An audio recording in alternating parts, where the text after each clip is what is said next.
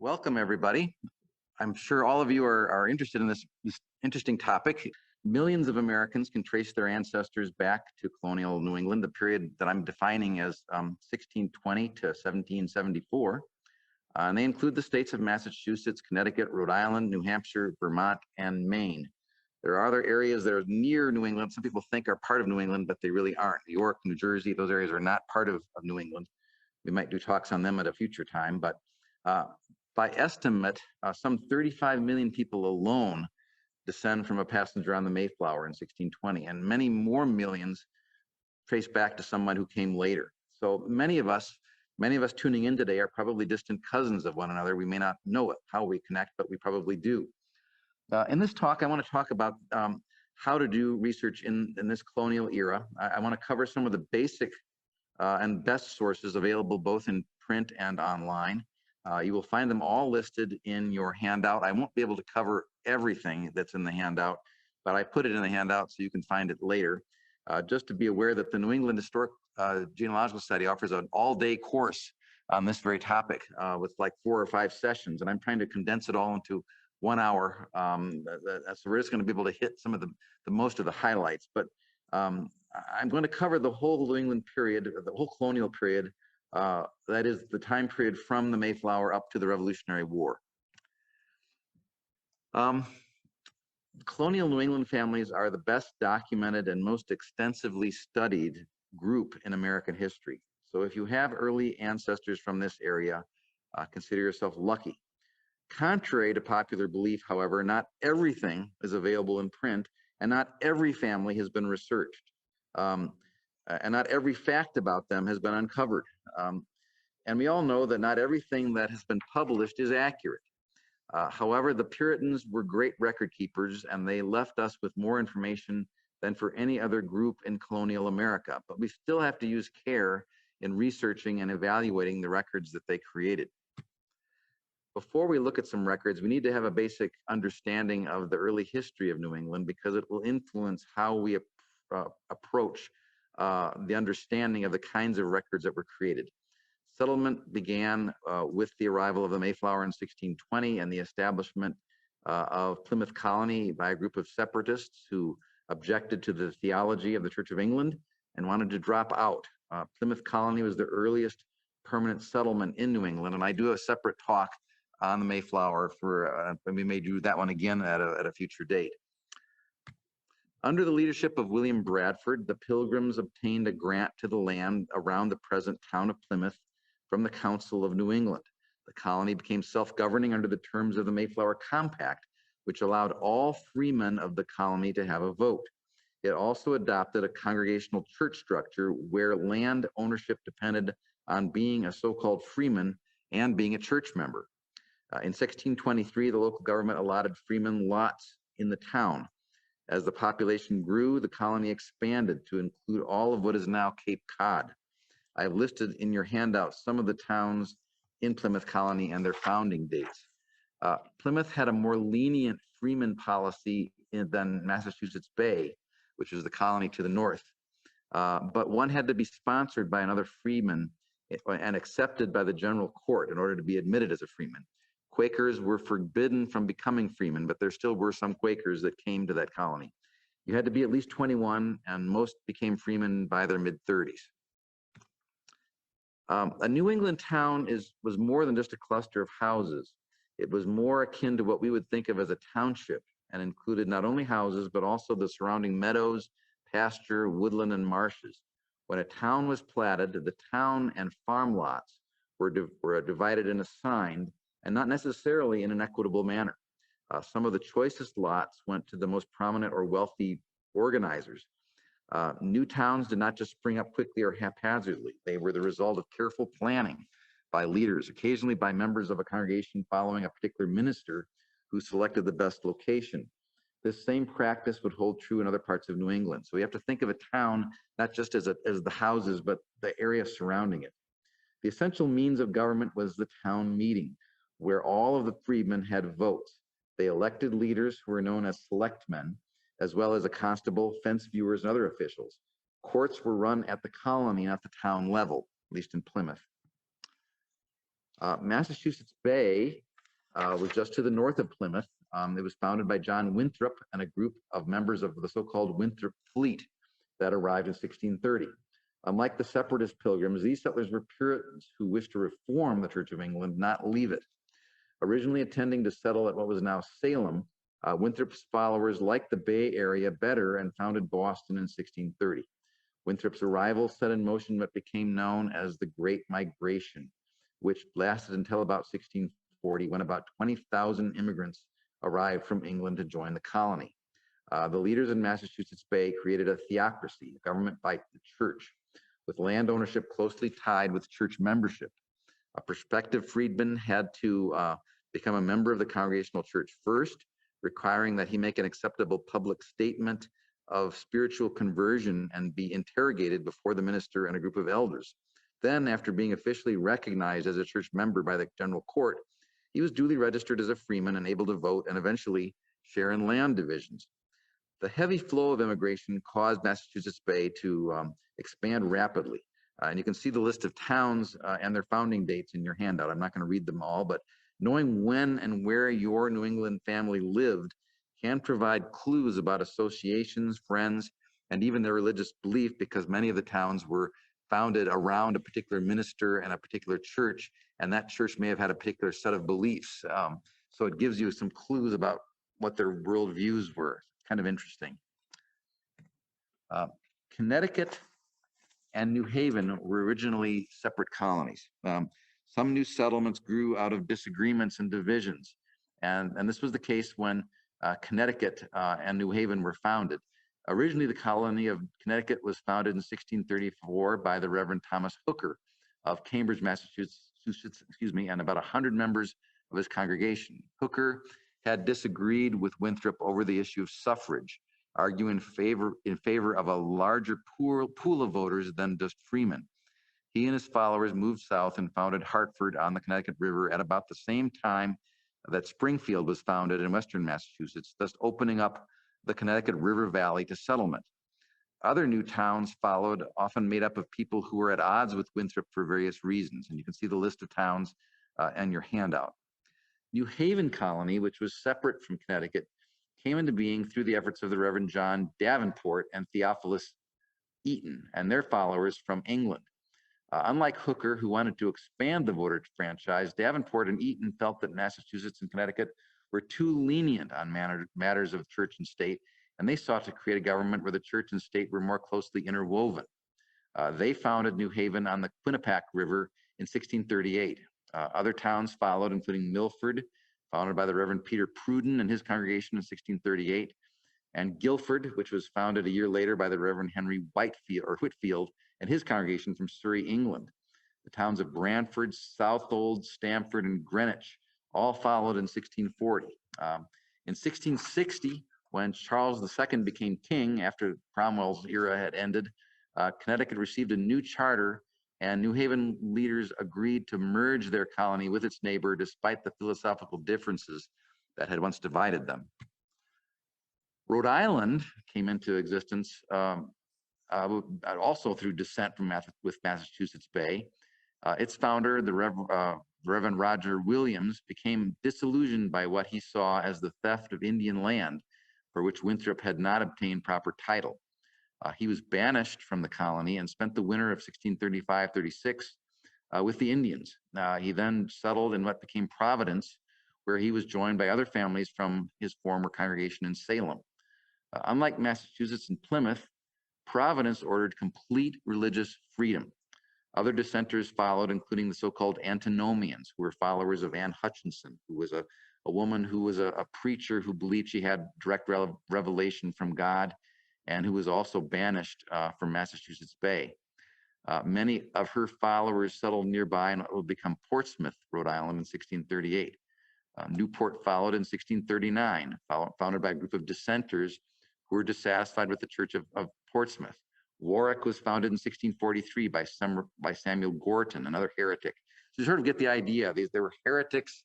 They were not fitting in with the established line in Massachusetts Bay, and they reached out to other areas to found towns where they could have freedom to worship the way they wanted. And that was really the basis of Rhode Island. And each of these towns were independent city-states until Williams went to England and obtained a charter, bringing them together under the colony of Rhode Island. North of Massachusetts Bay were a number of other settlements. They were fishing villages near the mouth of the Piscataqua River, and thus did not have religious origins. Again, see your handout for the towns. A number of them came into being in what is now southern Maine. And Maine began, as New Hampshire did, with a series of independent fishing settlements with the charter of Sir Fernando Gorges. The town of York was organized in 1631, Kittery in 1635, Saco in 1636, and Wells in 1641. Nearby at Richmond Island was a major fishing settlement under the patent by the Trelawney family of Devon in 1631. So if you have early Maine settlers, they were probably fishermen or people associated with these early fishing settlements. They were not the religious Puritan types that had settled in to the south in Massachusetts and Connecticut. By 1643, much of the area came under the control of Massachusetts Bay, and the territory of Maine remained a part of Massachusetts until it achieved statehood in 1620. Excuse me, there we go. This is sort of a blurry map. I apologize for it, but between 1735 and 1736, Massachusetts set out more plantations or townships along its border with New Hampshire under the term Narragansett, granting the land to soldiers from King Philip's War. And we'll talk more about the wars in a minute. These townships became part of a boundary dispute between New Hampshire and Massachusetts that lasted well into the 18th century. And this is a map from 1745 showing the townships and towns that existed in that sort of no man's land at that point. My point with these lists of these towns is to show you that they each had very definite settlement patterns, with residents often coming from specific previous towns. Knowing the history of when and how a town was settled can provide important clues about where your ancestor may have come from prior to his moving there. For example, the area that eventually became Vermont remained unsettled until the mid-18th century, and it was first controlled by New York and New Hampshire. Most of its early settlers had followed the Connecticut River northward, so many of the early Vermont families actually trace their genealogies back to southern New England, especially Connecticut and the area around Springfield, Massachusetts in the west. Beginning in the 18th century, there were many new changes came to New England. The population became more diversified. There were changes in religion. It was increasingly less Puritan. A series of wars that affected Indian relations took place that really affected and decimated some American settlements, which altered the structure of their governance. There were political reforms that also changed the governments and changed the charters that had initially been drafted. So all of these have an impact on our genealogical research as we go forward. As we have seen, almost all of the initial settlers to New England in the first part of the 18th century were English. Some were fishermen or other entrepreneurs, but many were either Puritans or separatists and came for religious reasons. Many arrived as family units and were family-minded in the way they kept records, entering the births of children in town record books, sometimes in clusters. Rather than having a birth occur when it occurred, someone would go in with a family Bible and register all the births of the family at one time. And you'll see that in the records quite frequently. Also, slavery did exist in New England, but it was not on the scale as it was in the South. There were other groups that came by the 18th century. By 1700, the population of Massachusetts had surpassed 50,000, and that included Maine. By 1770, just before the Revolution, it had reached 235,000. So it's still relatively small by our modern standards, but it was growing. That is far less than the entire population of Allen County, Indiana today, which is 363,000. So all of New England, or all of Massachusetts, was less than what our county is today. Connecticut had only 189,000 people. Rhode Island had 58,000 people. New Hampshire just over 62,000 people. The immigrants who arrived in the early 18th century were mostly Scots-Irish Presbyterians fleeing persecution in Ireland. Many chose to settle on the frontier areas of what became New Hampshire, Vermont, and Maine, establishing Presbyterian churches. Other arrivals were English, but not Puritan. Some were merchants seeking wealth in the New World. Others came for asylum, especially Rhode Island, because of its freedom of religion. They included Jews who established a synagogue in Newport, Baptists, and some originating in Wales, and Quakers who were persecuted in Massachusetts but were welcomed in Rhode Island. And of course, there were some Anglicans who came as well. Changes also occurred with segregations in New England as they became less Puritan. At first, church membership was restricted only to those who could give a long account of their conversion and had the approval of ministers and elders. Only then could you become a freeman with full rights of citizenship, voting, and land ownership. In 1662, however, something called the Halfway Covenant was adopted, and this means that the strict membership requirements that had existed at the early days of the colonies were eased. It made it possible for second and third generation family members to have their children baptized and attend church, even though those children didn't have to go before the elders and give an account of their conversion like their parents did.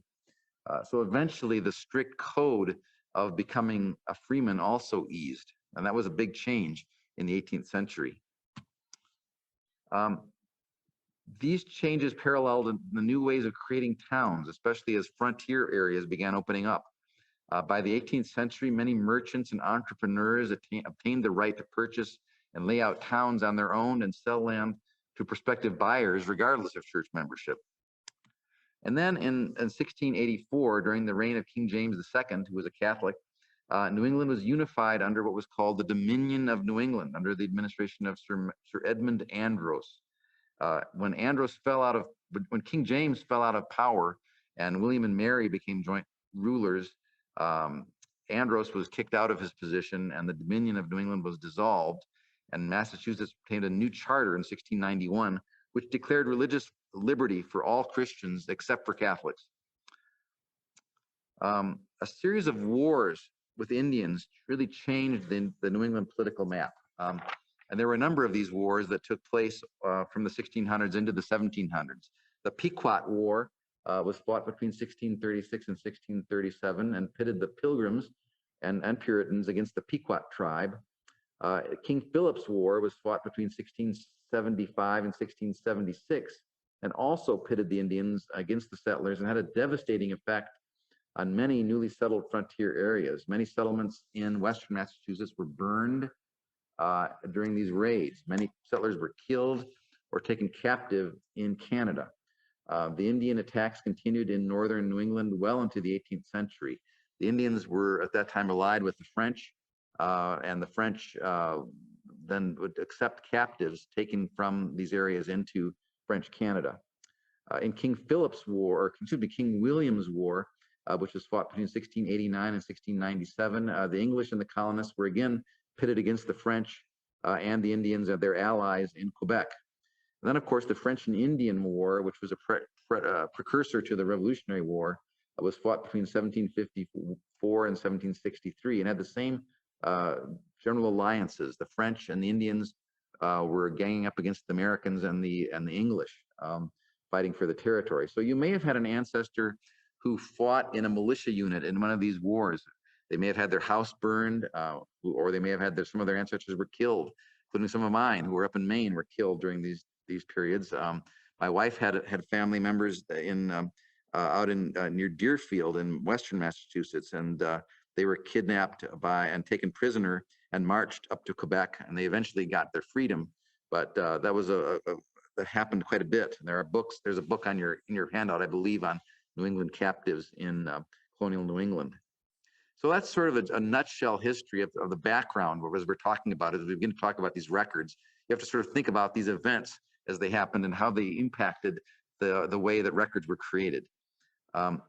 So we're going to talk a little bit about some of the kinds of records that exist for New England, and we're going to have really basically three different kinds of record sources. There are what we call derivative record sources, and authored works, and original sources, but they're each one different, and we can change them and discuss them. Derivative sources are databases, published histories, undocumented genealogies, and abstracts of records. That means that someone has looked at an original record and created some kind of a document based on it, or a computer-generated record, but not based on the original record. So a family tree on Ancestry.com is a derivative source. We don't really know whether the sources are accurate unless there's a source attached to it. Excuse me. An authored work is something different, and it's something that we define differently than a derivative source. Yes, it is a work that's been derived from something, but it's a work that is fully documented and fully interpreted. So if a genealogy is published and every single fact in the genealogy is documented with an original record source, it's considered an authored work, which is different and more valuable than an undocumented genealogy, which just has names and dates in it with no source information. A sourced record is considered an authored work. So an article that appears in the New England Register magazine that has footnotes in it is considered an authored work. It has a different category than a derivative source. And of course, an original source is the actual record that was created at the time, a handwritten church record or a court record, a town minute, a tax list, a land divisions, diaries, letters, as well as a good quality digital copy of an original source is considered almost as good as an original source. So if you're on Family Search and you're looking at an original handwritten will, no, you're not looking at the actual handwritten book itself. You're not standing in front of the actual book, but you're looking at such a good quality digitized version of it that it counts almost as an original work. And so we would count it as an original source. So where do you start? I'm assuming at this point you have traced your ancestors through census and other records to about 1790 or 1800, and you want to get further back into New England sources. There are a couple ways to begin. Reading guidebooks are helpful. The best of them are listed on your handout, and we'll talk about some of those. Look at all the published sources, including published genealogies, articles in journals, and so on, to see what's out there available on your family.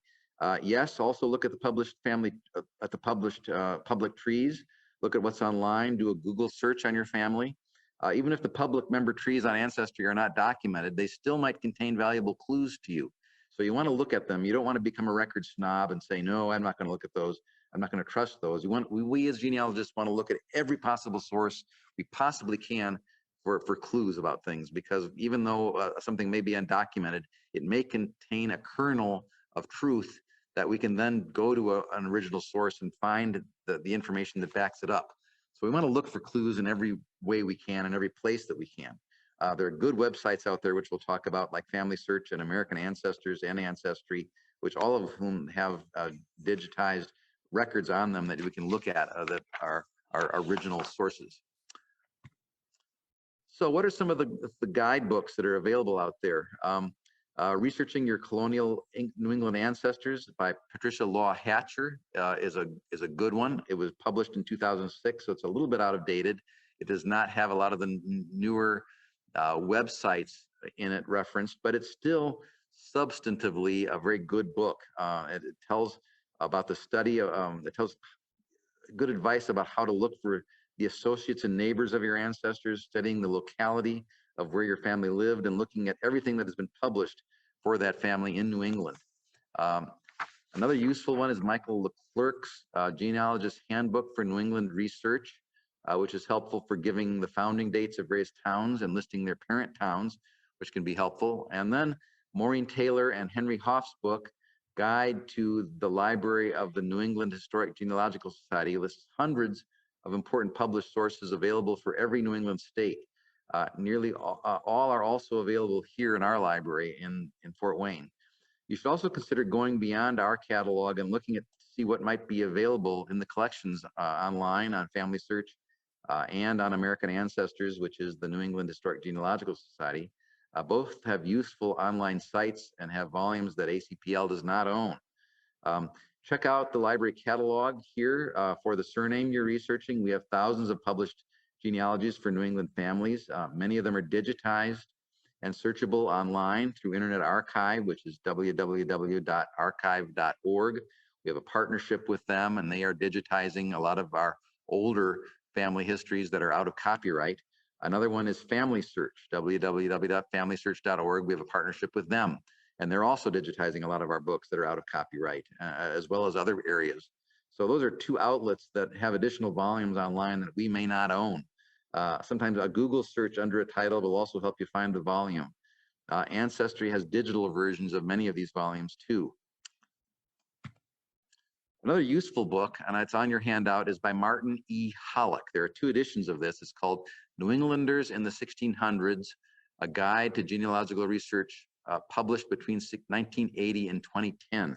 I'm hoping Martin will come out with a newer version that will get it done up through 2020. But right now we only have this one available. But what Hollick's done is gone through all of the books that have been published in this period of time, journal articles as well as books, and then identified them by surname, and allows you to easily find them.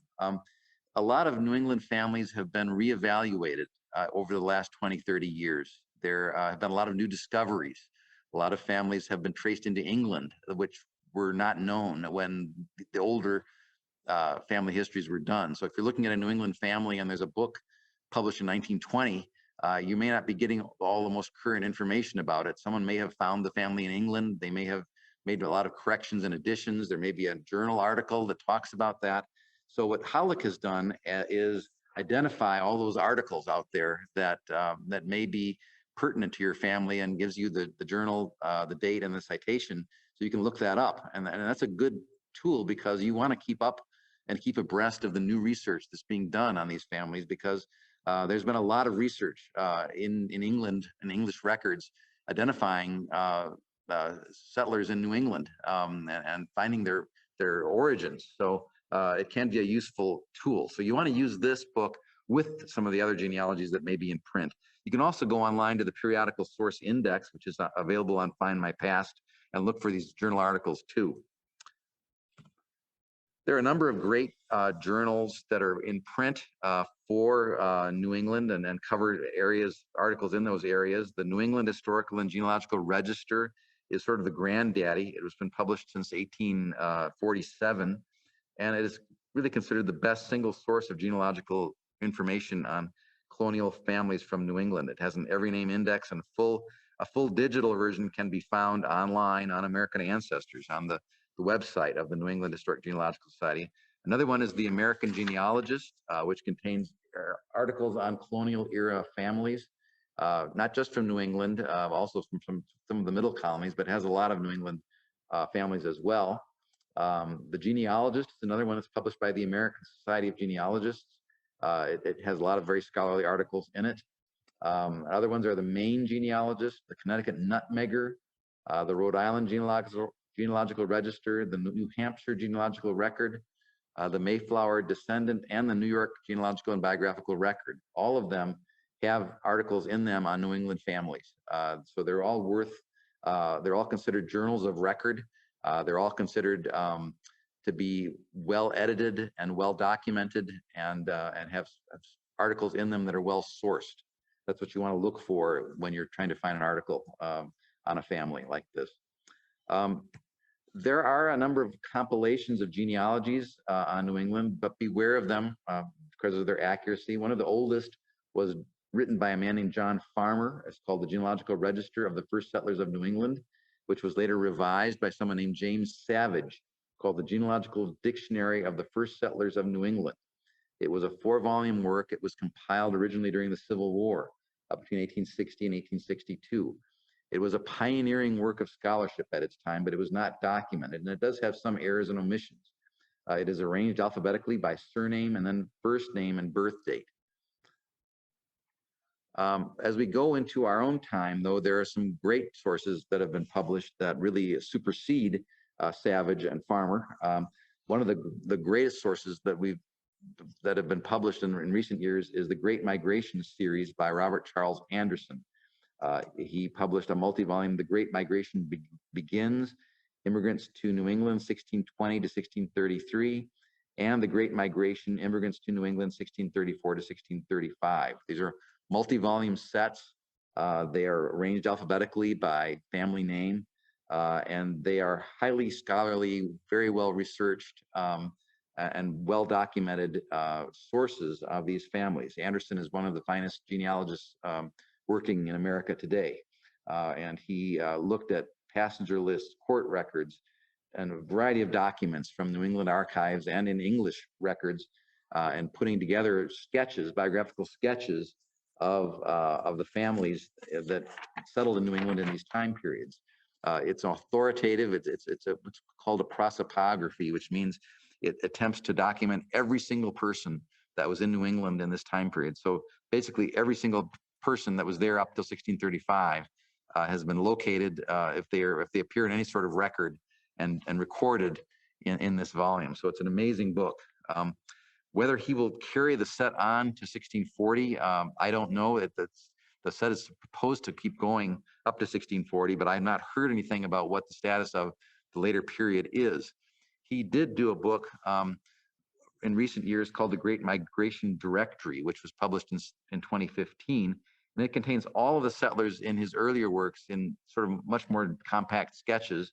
And then he includes those other settlers that came in the 1636 to 1640 period. It's a concise compendium, but you'll see from the snippet that I show on here that there are sources attached to it to the families that you can go further. So it's like tag under Jonathan Fairbanks, you'll see that he cites the old 1897 genealogy of the Fairbanks family, but then he cites another book called Kempton Ancestry, and then he cites tag, which is the American Genealogist, volume 37, and he cites the New England Register from volume 166. So you can look at the older books, but then look at the newer sources that document that family. So it's a useful tool to look for other scholarship out there. So if you've got people in the 1620 to 1640 period, which was when the most of the Great Migration occurred, this is a great tool.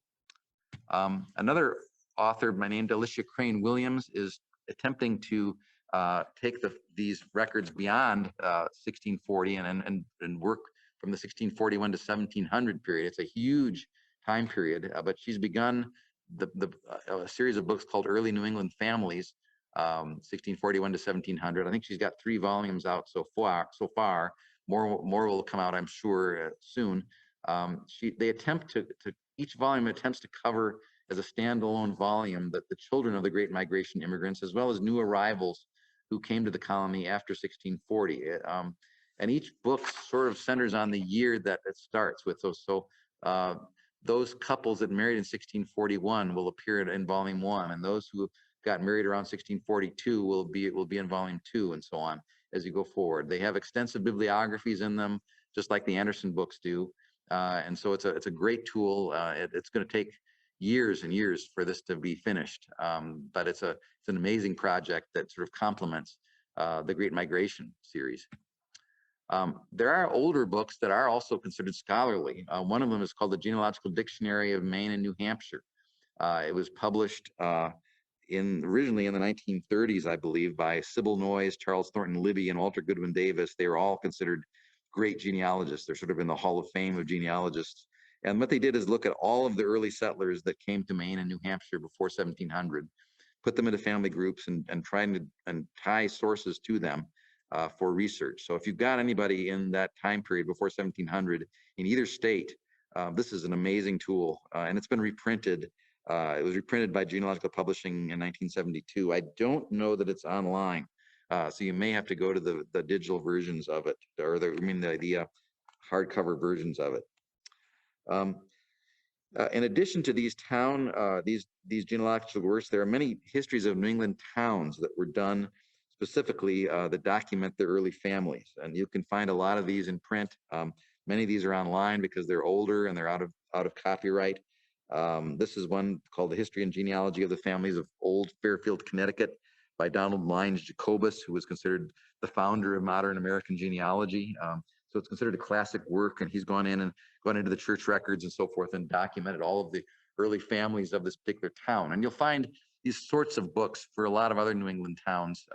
They're genealogies of early families. You have to be careful with them. Sometimes they're not completely accurate. You have to compare them to the original records and so forth. But be aware that a lot of these are out there. A lot of these are in print. Family Search is a great place to go to find digital versions of books. So if you also Internet Archive. So if you're looking for a particular book and you can't find it on Ancestry, go to Family Search. They may have it digitized and you can look at it on there, or you may be able to go to Internet Archive and find it available on there. Now, this is the American Ancestors website.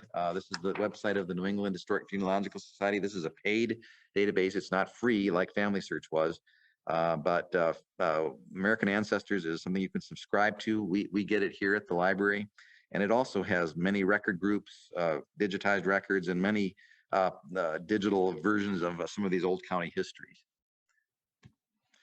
One of the main books you'll want to run into when you're doing New England research is something called New England Marriages Prior to 1700 by Clarence Ellman. It's usually referred to simply as Torrey. You will want to use the 2011 edition, which is the most recent one, which has all of the updates and corrections in it from the earlier versions. Torrey was a genealogist who collected references to about 37 known or presumed marriages that took place in New England before 1700, and it's considered to be about 98% comprehensive for people who got married in New England. It also included references to some married couples in English records prior to immigrating, as well as some persons in nearby New York, especially Long Island and a couple parts of New Jersey. For about 3/5 of the marriages, the parents of the bride are identified. Torrey originally wrote the information on small slips of paper using published genealogies, published vital records, and a variety of other works. He did make some mistakes, and not all of his citations are accurate. Nevertheless, this is considered to be the essential tool for researching the first 3 generations of early New England settlers. The entries appear in a prescribed format, and this snippet that I've showed on here sort of shows you how they're arranged. They're alphabetically arranged by the name of the groom and first name. That last name and first name includes the years or approximate years of birth and death. For the bride, it gives a last name, not in brackets, and then Torrey had proof of that being her maiden name. If he did, if the surname is in brackets, it means that Torrey was reasonably confident that that is her name, but couldn't find it in an actual record. If a B precedes a date, it means the marriage occurred by that date. Other spouses of the bride and groom, if any, are also included. These are indicated by additional notations, and it is wise to read the introduction for a full explanation of how to proceed. A list of abbreviations used in the entries appears in Volume 1, while all the sources used in the Index of the Brides appear in Volume 3. Unfortunately, there is no comparable work for birth records. Births were sometimes, but not always, recorded at the time of the event. As I said, sometimes in a later date, the father would bring in a family Bible and have the clerk copy all of the entries out of it. So all the births were included at one time. Sometimes additional children were born afterward, and they may or may not get recorded in the record books. So for these reasons, a birth recorded in a town book does not necessarily mean that the child or parents were born in that town, or that the list of the children is necessarily complete. I just did an article right now that's in the New England Genealogical, or excuse me, it's in the New York Genealogical and Biographical Record, and we have a situation where a husband and wife in Connecticut recorded some of their children, but there was another daughter that was born afterward who was not listed with the other children, but she got married in that town, and in the marriage record lists the name of her father, so we know where she fits, even though she's not in the list with the other names of the children. So those types of things happen. It is possible that a family resided in several different towns. They kept a family Bible with the records, and they went into only one of those towns and recorded all of the kids in that particular town, even though they may have lived elsewhere. So there's little idiosyncrasies with these records. There are several steps you should take for searching colonial era vital records. First, go to the online databases. You will see them listed in your handout. Go to American Ancestors, which we get here, or try Ancestry, which has a lot of New England records on it, or Family Search, and look under the databases they have available for the colony of interest. Some have digital images of original sources linked to them, which is always good. I always want to look at the original records. You can also check for printed or published town vital record books. Many have been published in recent years, especially for Maine and New Hampshire, and they're still under copyright, hence they won't be digitized yet, but there may be original records of the towns digitized on Family Search. If these sources fail, check for original town records for the towns of interest on Family Search. Sometimes the early town minute books contain vital records, but you may need to go through the whole volume to find them. And finally, check for church records, especially parish registers of baptisms, marriages, and burials. Many of the older ones have been published, but not all of them. Many are digitized on Family Search. American Ancestors, which is the website of the New England Historic Genealogical Society in Boston, is a phenomenal resource. They have databases that cover about 400 million searchable names from New England and New York, and they are linked to many original images of both published sources and original manuscripts. The collection includes not only vital records, but also town records and probate records. In Massachusetts, there were town record books that were published between 1905 and 1930, and many of those have been digitized and put on American Ancestors as well. These are mostly in the public domain, so they're easily searchable. They're arranged alphabetically by last name. Not every town was included in the series, but these works, which our library also has, were typically arranged alphabetical by last name, marriage, birth, marriage, and death. They try to include the original record book where the reference is found. Sometimes a church or court or cemetery record was also included, and that source is also included in the volume. What's important to know, however, that illegitimate births were left out. So you may not necessarily find all the births for a particular name if your ancestor may have ended up being illegitimate. So it's always good to go to the original town records and look at the original record to see what might be there, because this may not have everybody. American Ancestors was just one of the sites that we talked about. The Ancestry.com has a Massachusetts Town Records portal, 1620 to 1988, where they have gone back and digitized records from the original record books, and it can be very helpful. Neither source is a complete for every Massachusetts town, but they seem to be improving with additional information being added to it. If you find a record in a printed vital record, always go to try to find the original source. Something might have been missed by the abstractors. The Barber Collection is another collection of vital records for Connecticut. It was named for its compiler, Lucius Barber, whose records date from the beginning of vital record keeping in that colony to about 1850. There's a printed version of these published by the Genealogical Publishing Company in the 1990s under the general editorship of Lorraine Cook White. And these are available in book form. Some of them may also be available online. The Connecticut Vital Records are on American Ancestors there, you can see, so you can get into those records online. Rhode Island has a series of volumes published by James N. Arnold called The Vital Records of Rhode Island, 1636 to 1850. It's available in 21 volumes published between 1891 and 1912.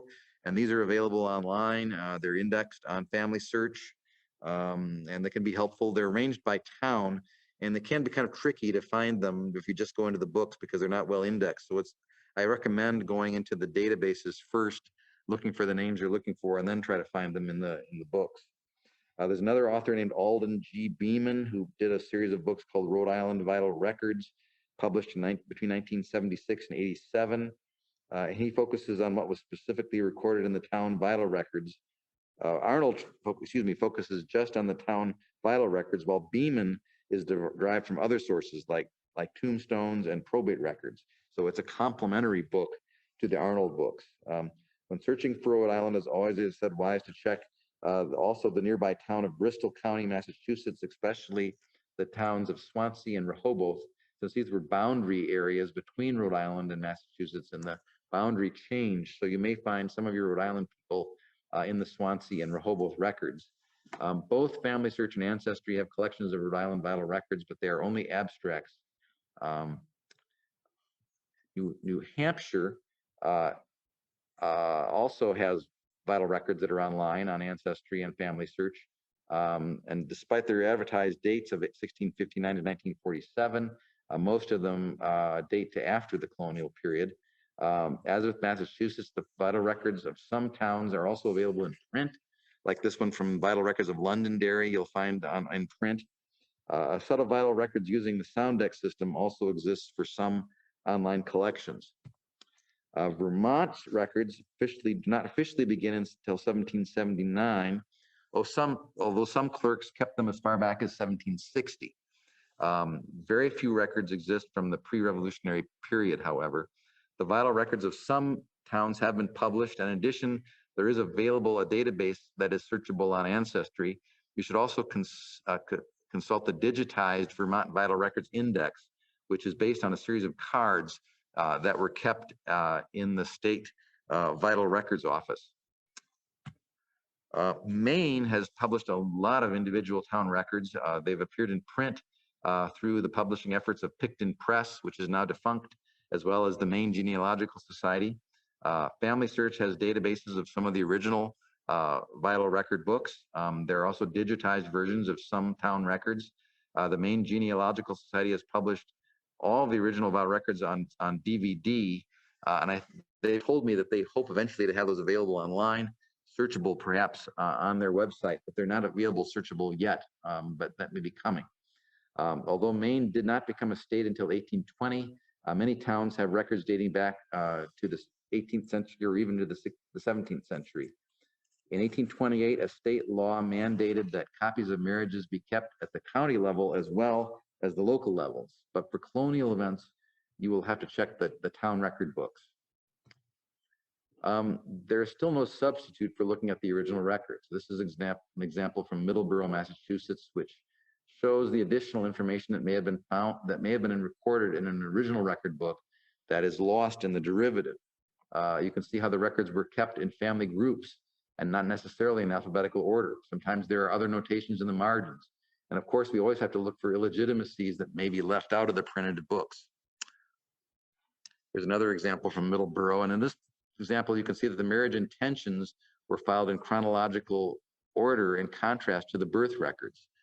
So as I mentioned, the Ancestry and Family Search databases provide indexes to the original volumes for Massachusetts and link to the original pages, but while not complete, they offer many advantages over the published volumes, including information on, as I said, the illegitimate births. There are two major sources for vital records in addition to the town records, and those are tombstone records and church records. Many of the oldest surviving tombstones anywhere in North America exist in New England. Burial records often occupied prominent parts of towns, but some people have established their own private family graveyards on their own farms. So you'll need to look for both types of graveyards, those that are in the town and those that may be out in the country.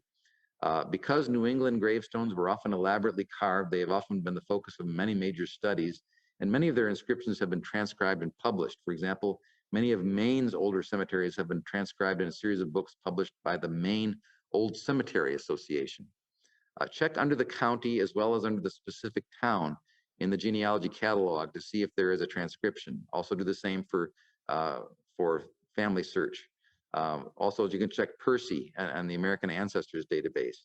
Other great research tools is the Find a Grave website, which I am sure you're all familiar with, and Billion Graves, both of which have thousands of images of New England gravestones. So you can actually read the inscription and see the actual photograph if it's been photographed. You should also check for published guides for particular states. David Allen Lambert has published a book called Guide to Massachusetts Cemeteries, published in a second edition in 2009, which lists all known cemeteries by town and indicates whether there are transcriptions of those graves available. Church records are another great source of information, and because of the Puritan tradition and tradition of English record keeping, church registers are of great importance, and they often survive from a very early period. The Congregational Church kept records of baptisms, marriages, and sometimes burials. They can supplement what exists in the town records. Sometimes a family will baptize their children in a church, but never record their births in the town record books. Many congregational registers have been published either in individual volumes or as articles in various journals. In addition to parish registers, churches also maintained lists of pew holders and meeting minutes. You had to pay for your pew, so you had to rent. You paid rent on your pew, and those pew records would be extant. Sometimes there were meeting minutes where they listed the covenant or the tenets of the belief of the church, And sometimes there are records of people giving their testimonies for admission. These are examples from the Brattle Street Congregational Church in Boston, and we can see both minutes on the left side and the baptismal records, which you see on the right side. So it gives you an idea of the kinds of records that are available. There are, of course, manuscripts that exist from New England as well. New England families kept vital records. Sometimes they used decorated scrolls that were kept on and framed and put on the wall. Sometimes they did samplers out of stitchery. Sometimes they created elaborate family charts like this one, which I think is in the collection of the New England Historic Genealogical Society. They have a very big collection of decorated manuscripts and the like. There's a book, two useful guides, one by Timothy Salls, S-A-L-L-S. It's called Guide to Manuscript Collections of the New England Historic Genealogical Society, which was published in 2002.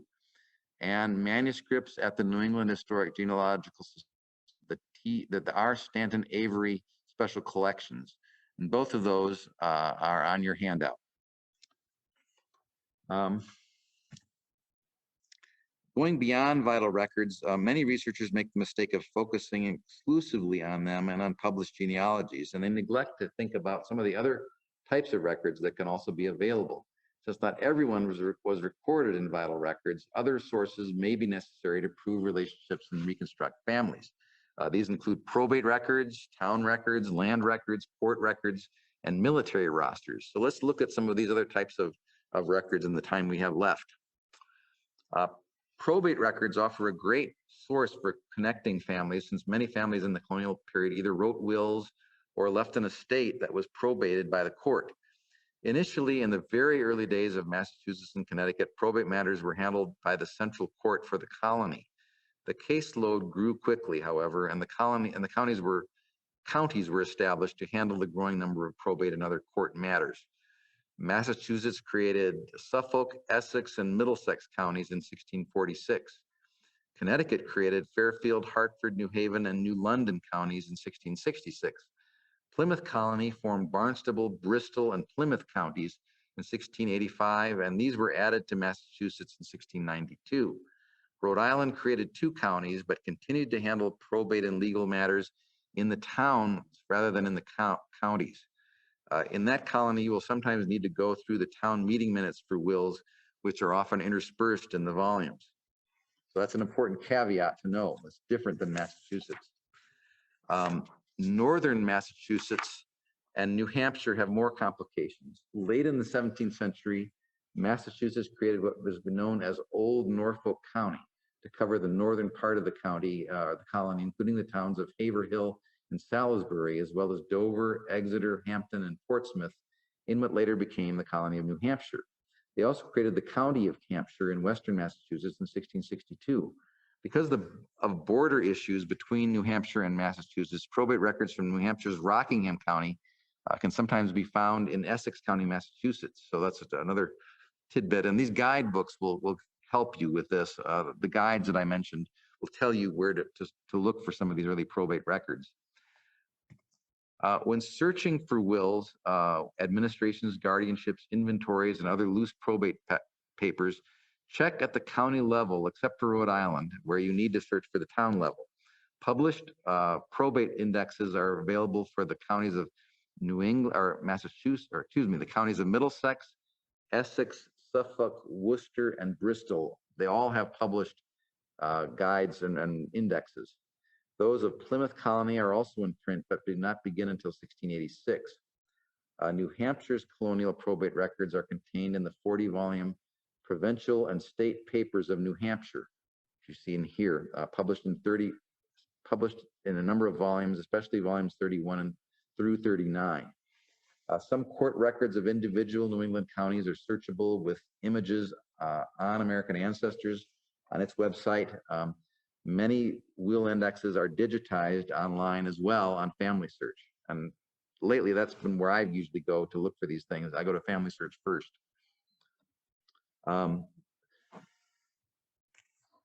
Connecticut has probate districts that do not always correspond to county boundaries, and that can make them challenging as well. Charles Manwaring's 3-volume digest of early Connecticut probate records pertains to the probate district of Hartford, but also contains early probate records prior to the establishment of the districts. The wills and administrations of other districts have not yet been published. So you have to check Thomas Kemp's book, Connecticut Researcher's Handbook, which is on your handout, for information about these probate districts. Here's a map showing the different Connecticut towns and the probate districts that they fall in. There you see there are 7 different probate districts. This gives you an idea of how they're broken down. And it's helpful, I think, to go to the Family Search Wiki, which is also on Family Search. These are really useful tools. They have them for just about every state, and for the New England states, you can look under like Connecticut probate records, Maine probate records, Connecticut probate records, and it'll give you a really good overview of the record histories and some of the idiosyncrasies of the records for those particular colonies, where to go to find them. There are links into Family Search for the records themselves, so it can be really helpful. The Connecticut has a thing called General Index to Probate Records, all districts, 1641 to 1948, which is available online on Family Search. Maine has something called the Maine Wills and Maine Probate Abstracts. Both of these are in printed form. The Maine Wills are 1640 to 1760, and the Probate Abstracts are up to 1775, compiled by John Eldridge Frost. These are really helpful for if you're looking at Maine. If you're trying to navigate through some of the old handwriting in these records, Kip Sperry's book called Reading Early American Handwriting is a useful tool. He also talks about some of the archaic terminology you will find in records. The terms son, daughter, brother, sister, and cousin do not always mean exactly what we think of them today, and they may include in-laws or even other relatives. So be wary of that. And Sperry's book is good for talking about some of the nomenclature. The legal terminology at the time may also be unfamiliar to you if you're used to more modern research. Bequests usually separated by the word item. So when you're reading a will, you'll see bequests divided by the word item. Some useful guides to interpreting these records are Sperry's Early American Handwriting and Richard Lederer's Colonial American English, a glossary. Town records, this is a typescript from, I think, from Biddeford, Maine. But so in addition to probate records, town meeting books exist for early New England towns, and they include the elections of local officers, the selectmen, the constables, the jail keepers, the tithing men, the coroners, the fence viewers, and the surveyors. The fence viewers were the people that determined the boundary lines of things. In this example from Biddeford in 1681, we see a person being appointed surveyor of the highway. You may also find lists of freemen. You might find jury lists. You might find people being granted tavern licenses. You may find militia lists, land grants, and tax lists, all buried in these town meeting records. So they're different than the vital records, but you might find something really useful in here. You might find something called an estray record, where an animal that was enclosed or kept in a common pasturage went missing, and they had the person who lost the animal, the cow or the sheep or whatever, would post a notice of the missing animal.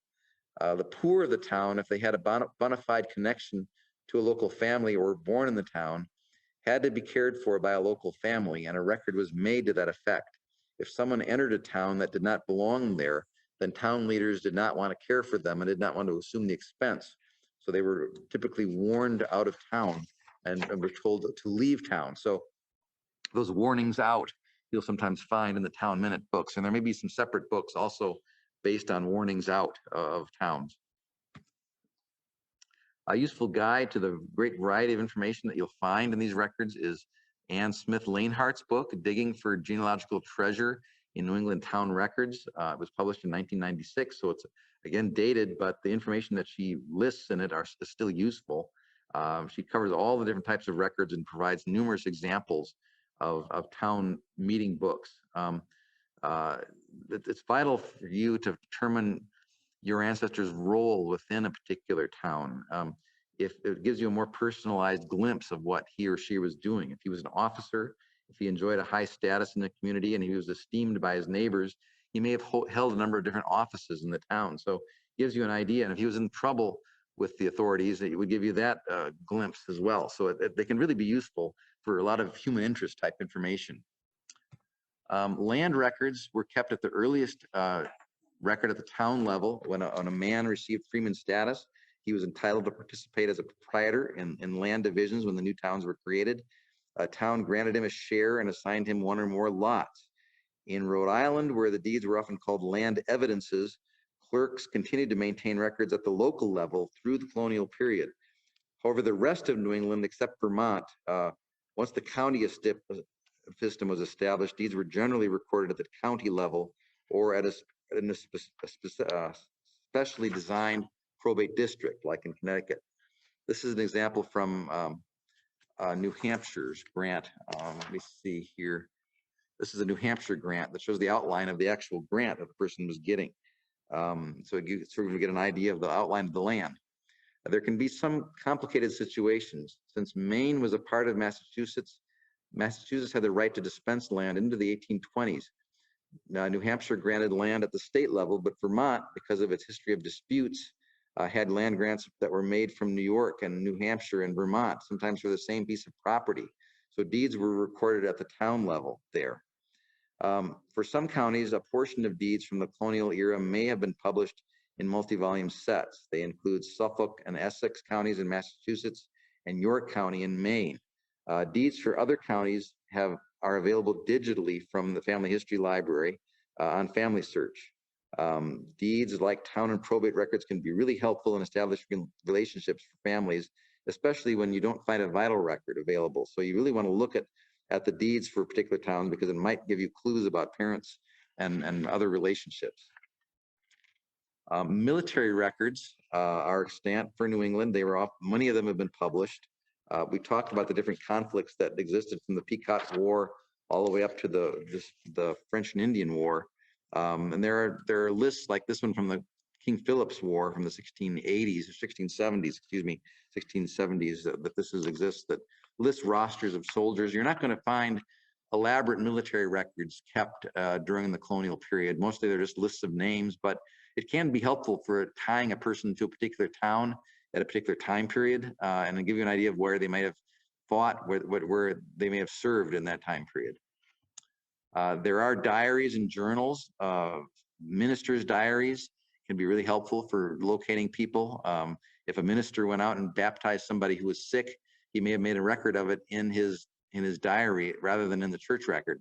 So there may be a record of that in a diary. So a useful book is this one called Guide to Manuscript Collections of the New England Historic Genealogical Society by Timothy Sauls. I mentioned it earlier. It's in your handbook.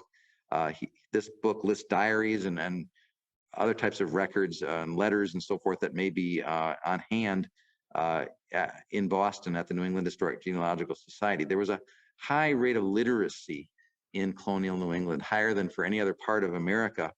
And so there were a lot of people who were writing things down, a lot of people writing diaries. So there's a good chance you're going to find something either by your ancestor or by someone who knew your ancestor. So they can be really helpful.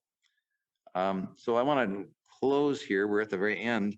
Finding these references can be challenging. You need to study the communities where your ancestors lived and identify the ministers, the lawyers, and the military leaders of the town, because those people may be the ones that kept papers and diaries and so forth. Then you need to search for manuscript collections, and you might want to go to Google or other places online, like the National Union Catalog for Manuscript Collections and the Sauls Guide. So in closing, it's important to remember that when you get back before the Revolutionary War and enter the colonial period, you enter a strange and sort of unfamiliar world. The sources are different. The language, dialect, and terminology may seem strange. The laws and customs were not what we think of and what we're used to in the later period. And there were different colonies that were there at different times that disappeared or were subsumed by other colonies like New Haven and Plymouth. So take advantage of the colonial research and the guidebooks that are out there to help you. And there's a lot of material online, and it continues to grow. So more and more is available online and in print, and hopefully you too will be able to get back into New England into the early beginning years, and will trace your family back to the immigrant ancestors. So thank you, and I'm here to answer questions.